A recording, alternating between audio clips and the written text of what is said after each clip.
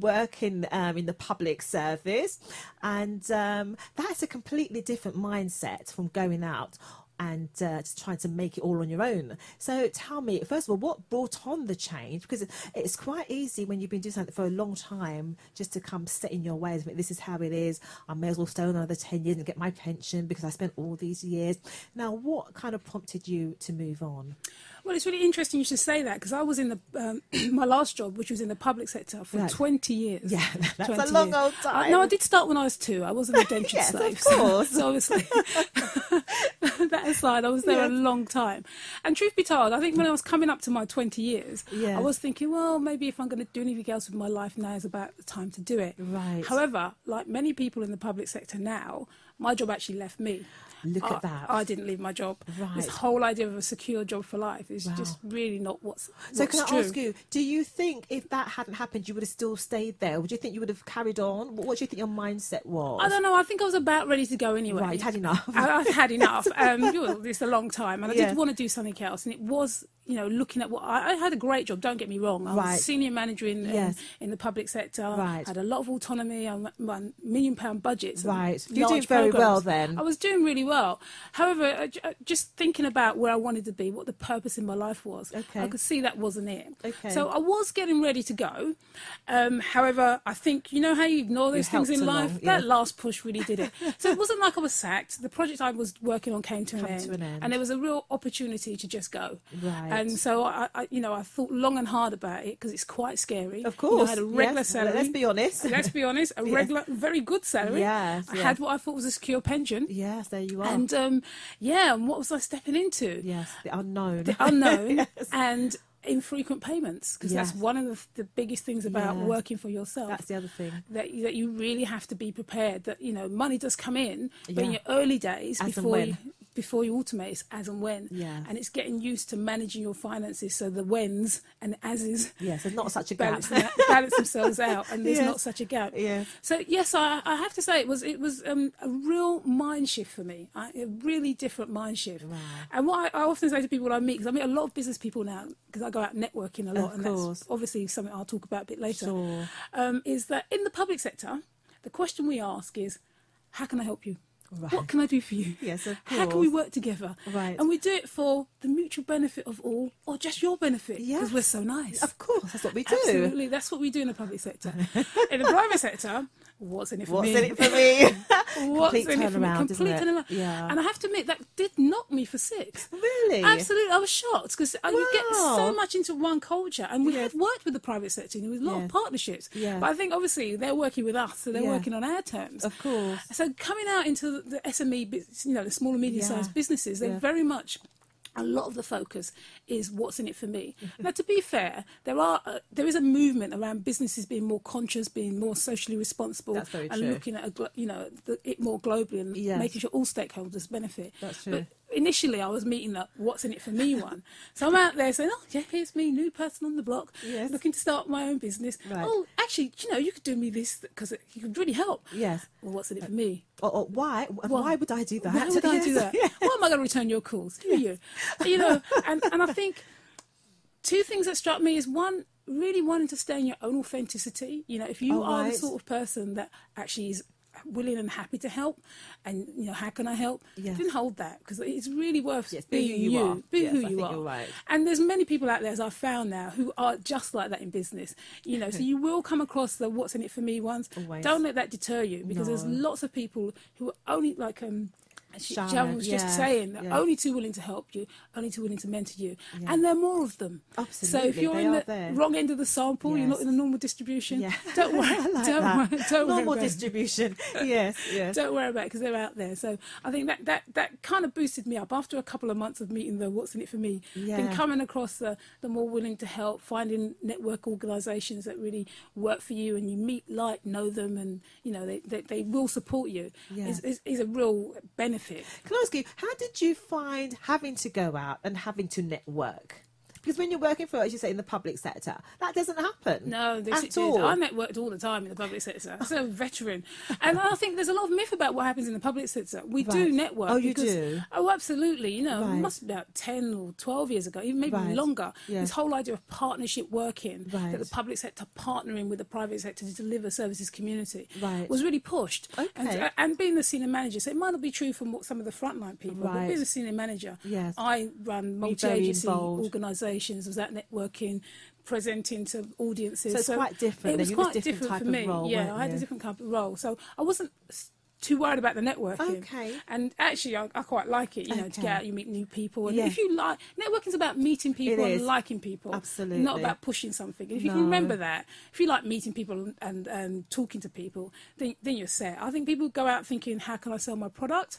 Then get a bit stuck. Yeah, I think so. Yeah, absolutely. But if you're not there to do that, if you're just there to talk and chat and get to know people, then it's really pleasant, because it's like being a social event 3 or 4 times a week. Absolutely. Yes. That's part of your business plan. So would you say that being an entrepreneur, you've got to have very good people skills? Which that's important. Oh, absolutely. Because if it's not only business to business people skills, how are you going to work with your customers if you don't have people skills? You know, everybody has. Well, surely the product will speak for itself. Well, you know, I don't want to name any shops, but you know, absolutely. There are many shops that you've been in that their product doesn't speak for themselves, and neither do their staff. The staff.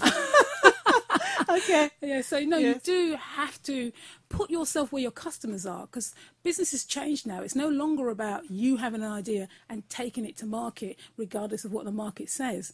You really have to know what the market is asking for. Yes, what's it saying? What's it saying? And the only way you can do that is to know your customers, to really get on their side of the demand supply equation and know what their issues are. I call it the pain thing. Everyone says this.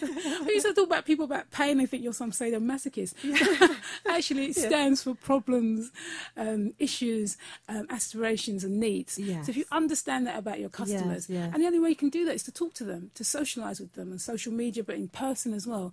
And you do need people skills for that. So if you're the sort of person who just likes paper and files and books, and it might not suit. It might not suit you, unless you're going to be at home on the internet working in the back room somewhere. But if you kind of really do need your people skills. But what about then? Let's say you've got good people skills, and let's say you think you've got a good product, and you've asked all your friends, and they all like it, and more, and and a few more, and you go out there, you do all the networking, and you've got all your lovely business cards, you've got printed up nice and glossy, and you're using all the buzzwords, you know, you're dealing with the pain, but the money's not coming in.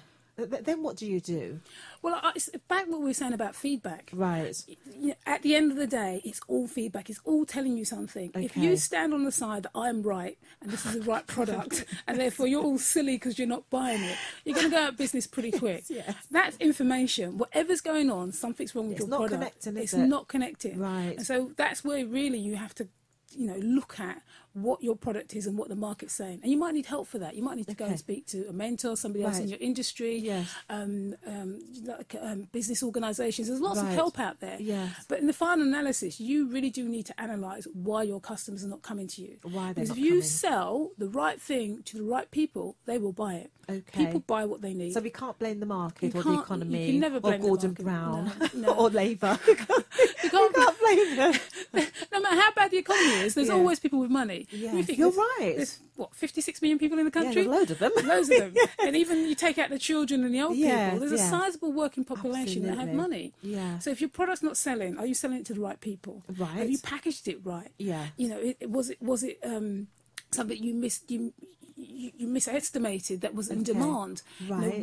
Or maybe the way you've presented it, people haven't understood the benefits. Right, it's not people clear. Don't understand what the benefit is for the thing that you're selling, and they won't buy it because they don't know. So if you're busy telling people how wonderful it is and how shiny it is and all the rest of it, they're thinking, well, so what? And they have to know what it's going to do for them. Somebody once told me no guy over the age of 40 bought a nice car because it was shiny and it did 0 to 50. in 30 seconds.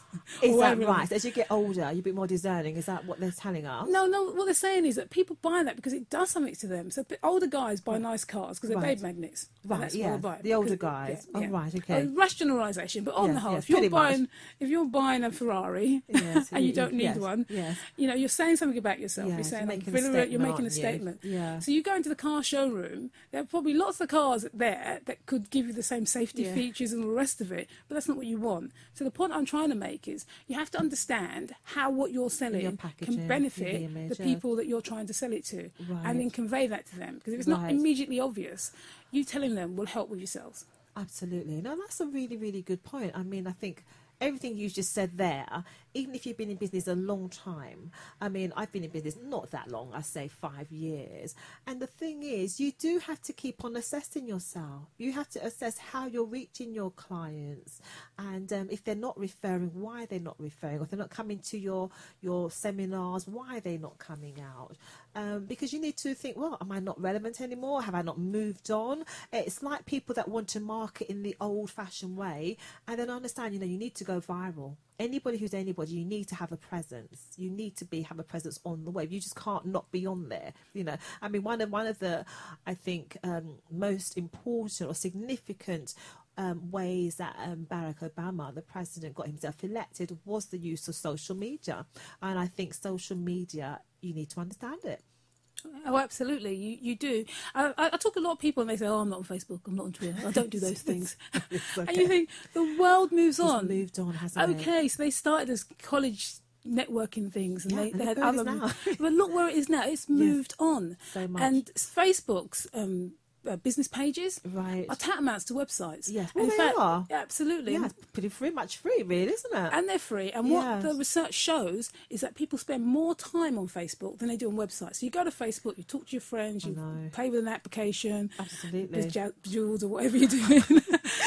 Yes, whatever works. Whatever works. So you're there. And so if you're looking at people's pages, you stay a long time. Yes. So you can drive traffic to your website by your Facebook page. Absolutely. But if you're not on it, then you're not going to be doing that. And same with Twitter. Twitter is a different medium, but if you understand how it works, lots of people monitor their customers via Twitter. They have Twitter IDs so that their customers can talk to them. Somebody gave an example that you know, the larger businesses hire whole teams of people to listen to the Twitter traffic.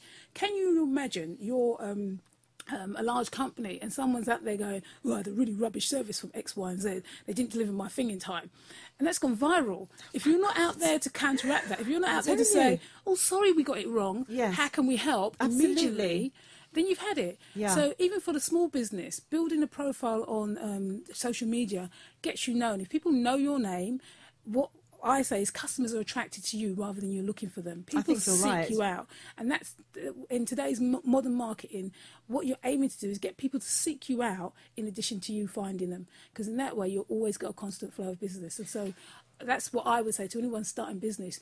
If you don't understand social media, go on a course, hire a social media guy, read up about it, get at least a rudimentary understanding of how it can help business, because it has changed.